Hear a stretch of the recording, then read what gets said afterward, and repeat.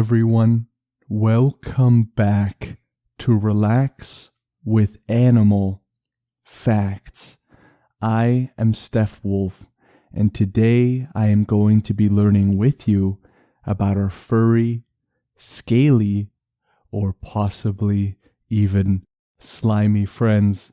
And in today's case, it is going to be a furry friend of ours, because we are covering the oh so wonderful Coati.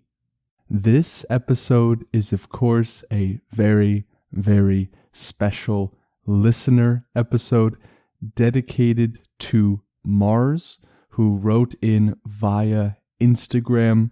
So Mars, I really hope you enjoy your very own episode. This episode would not have been possible without your suggestion.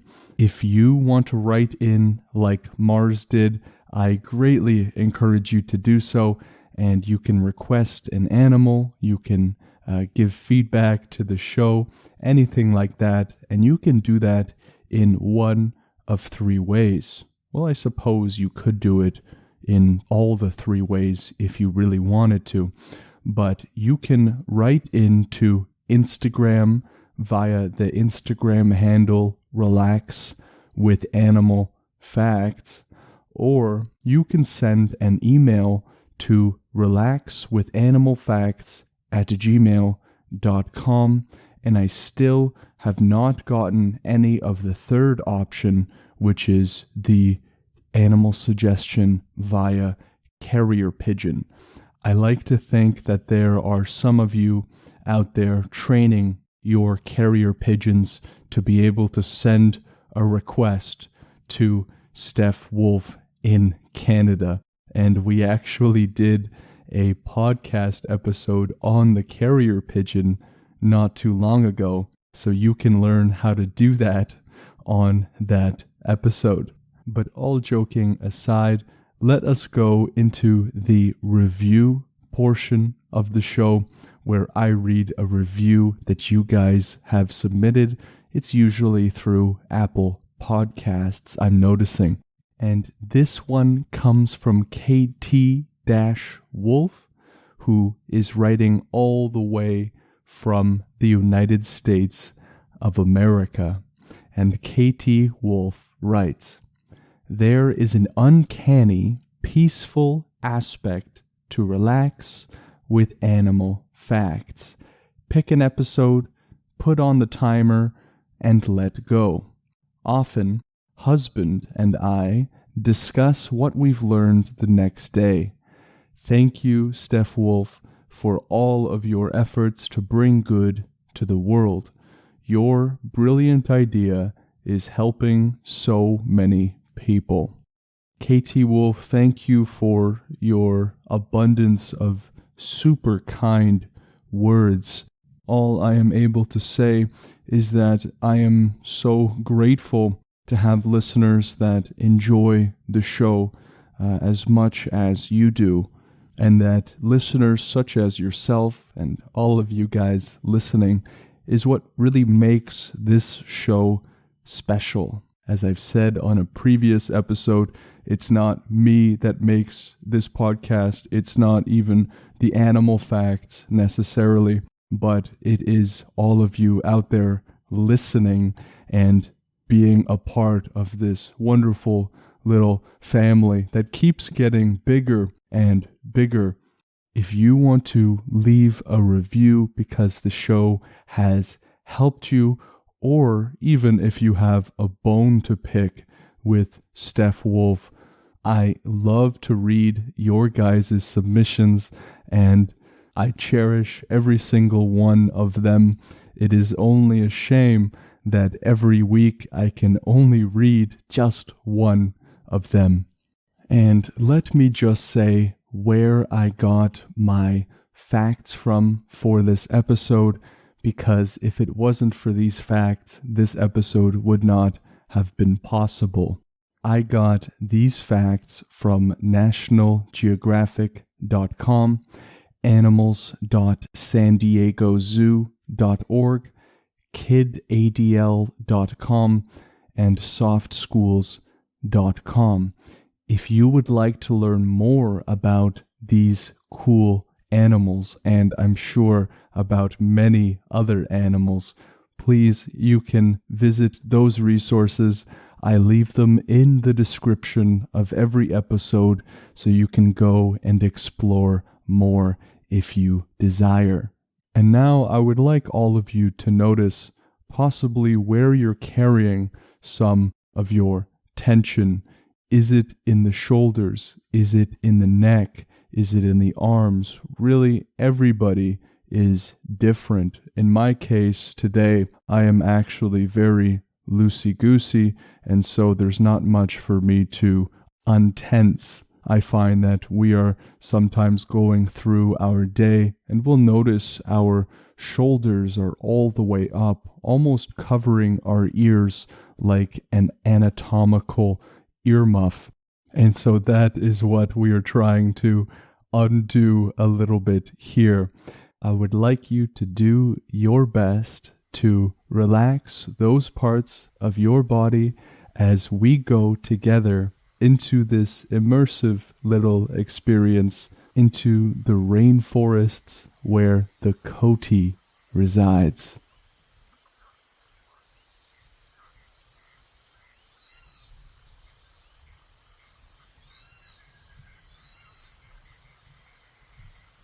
Here in Canada, I don't hear that all that often. But before we go anywhere with the Coati, I just want to say that they are not only found in rainforests, but will also enjoy grasslands and even mountain slopes. So we are trekking into the rainforests this time, but sometimes you can also find them in some different areas. And so let's start with what a Coati even is. Before you guys search them up or anything like that, I am going to do my best with the help of these articles to explain what they look like, and then afterwards you can see just how close a picture you drew up in your mind.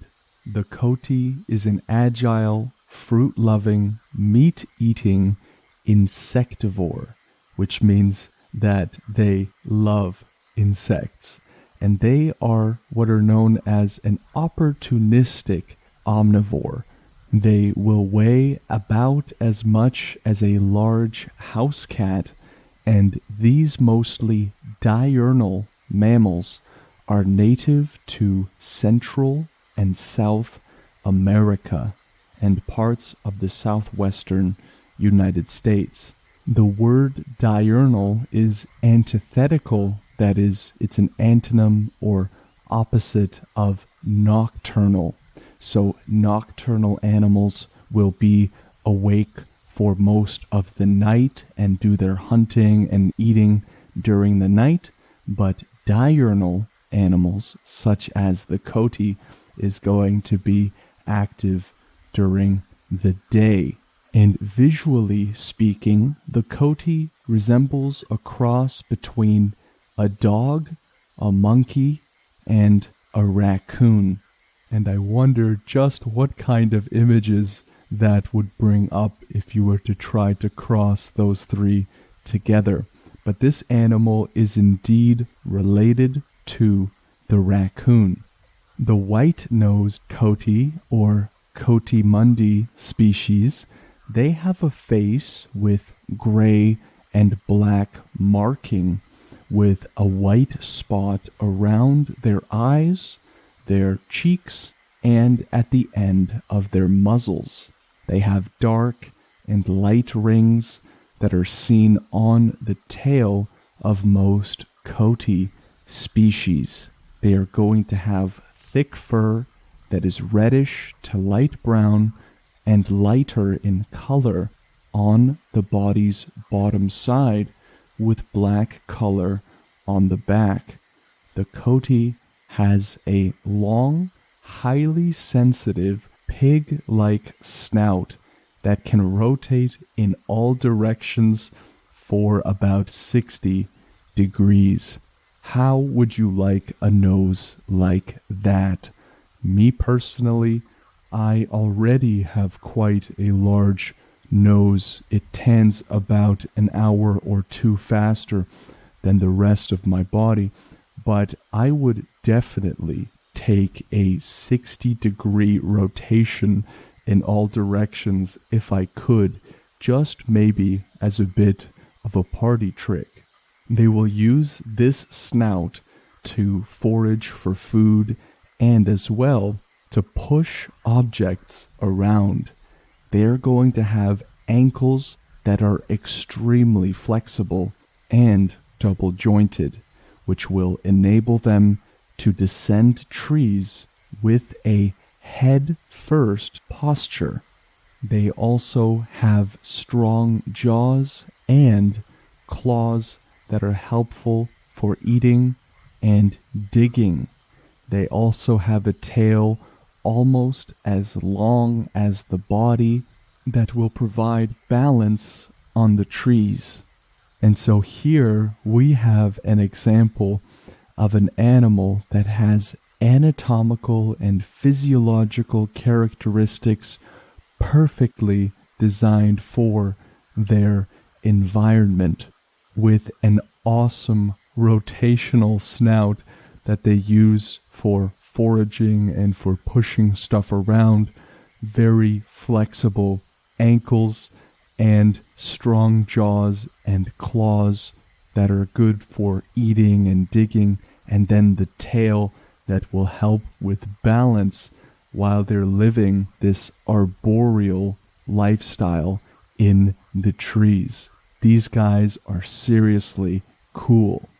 And before I get any emails saying that I missed the scientific name and that I ought to embarrass myself by reading it, let me do that right now.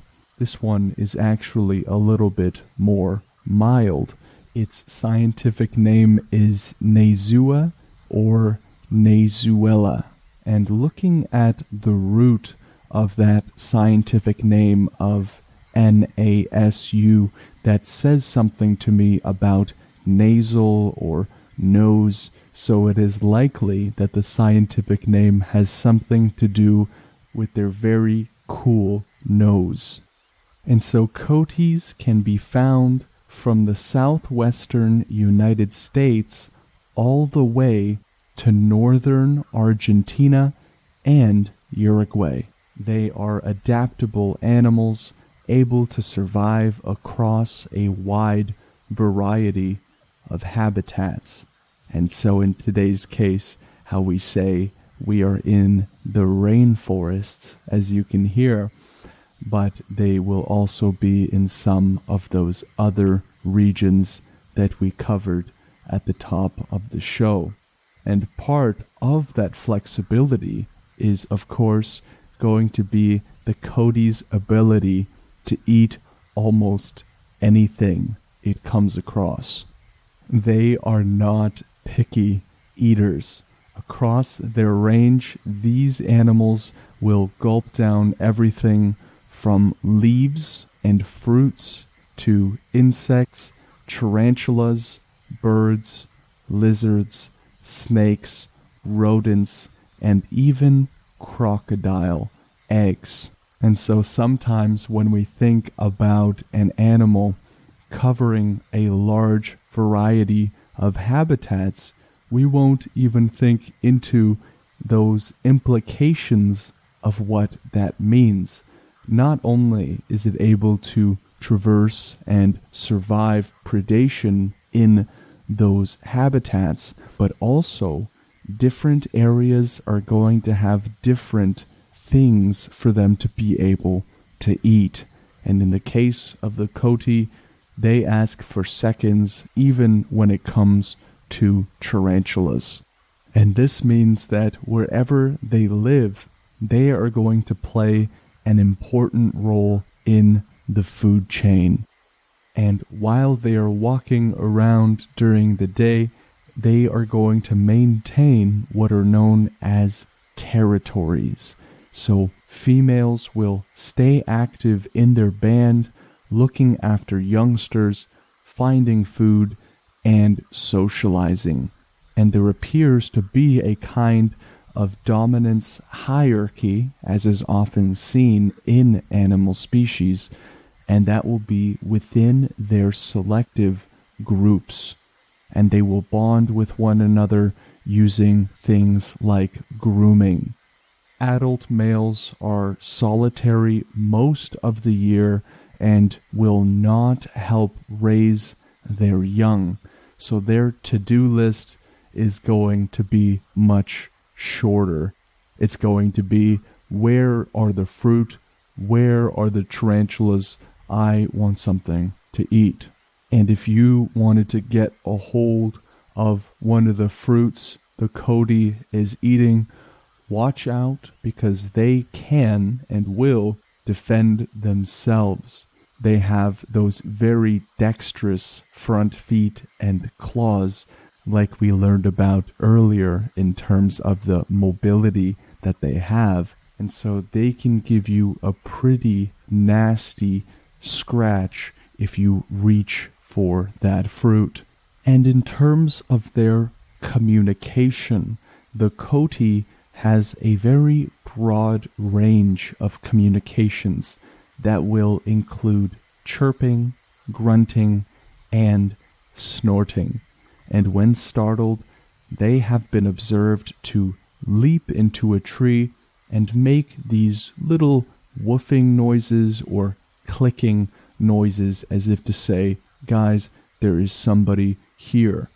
Females, for example, will use a barking vocalization to warn bandmates of danger. And they even make a whimpering sound to keep their young close by during that weaning period. Communication is something that is going to change drastically from species to species. I think of, for example, the whale episode in which they are going to use these complicated little songs to communicate miles and miles away, in contrast to these animals using those clicking and woofing noises that sound entirely different and also serve a very different purpose. Our ability to communicate as we do, and as I am currently doing with you in these complex structures of word order, grammar, syntax, all of these things we tend to take for granted, but really are a wonderful gift that allow us to be so expressive. I doubt that many of you would be listening to this show if I just started the podcast woofing and clicking. And so the females are going to live in groups called bands, along with their young. The males are going to leave the band at around 2 years old to live a solitary life until the breeding season, when they groom their way back into the female's good graces, but only temporarily. After breeding, which occurs in the trees, females become aggressive toward the males and drive them out of the band. And there is a reason for this, because the males may attempt to actually kill some of the other young and jeopardize the next generation. This sort of behavior can be observed in many species other than these guys. And then after this sort of back and forth breeding session, the males will go back to a solitary bachelor life. And one little fact is that when the Coati sleeps, they are going to tuck their long noses into their bellies. Those little rotational antennas of a nose have to be tucked in and secure. The gestation period, meaning how long the females are pregnant for, is going to last about 11 weeks, so fairly short, and it's going to end up with 2 to 7 baby coatis. And the females are going to leave the group to give birth in the nest that is in a tree or on a rocky ledge. And I would assume that this is for protection from predators to those little baby coatis.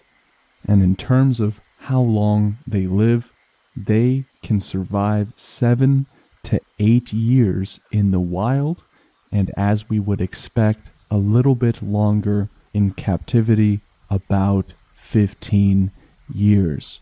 They have a fairly conservative life expectancy, as we could expect. So let's go to the final fact of the episode, which is the name, Coati. What really does it mean? Where does it come from? Maybe there are some cool facts about it, and there are. According to the Encyclopedia of Mammals, Coati is not short for Coati mundi. The females and their young form bands of 20 individuals or more, while adult males are solitary. This difference in their social structure confused biologists who initially described the solitary males as a separate species. The use of Coati mundi means lone Coati in Guarani, which is an indigenous language of Brazil. And this designation of the male Coati as the lone Coati is what reflects this error of the use of the word Coati mundi. But the actual word Coati comes from Spanish Coati or Coacia, from a name in the Tupi native language of Brazil, and according to the Oxford English Dictionary, it is a compound of cua, which means belt, plus tim, which means nose. And so that is why we have the name Coati. What a cool animal. Thank you, Mars, again for writing in, and I hope that you enjoyed your episode. If you want to learn more about a certain animal, please send an email to relaxwithanimalfacts@gmail.com or send a message to the Instagram Relax with Animal Facts. I love hearing about which animals you find to be cool. And so thank you all for joining me on this little trek through the rainforests in search of some coatis, and boy did we find some cool things about them.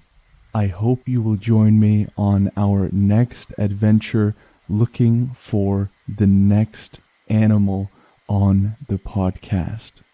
Take care.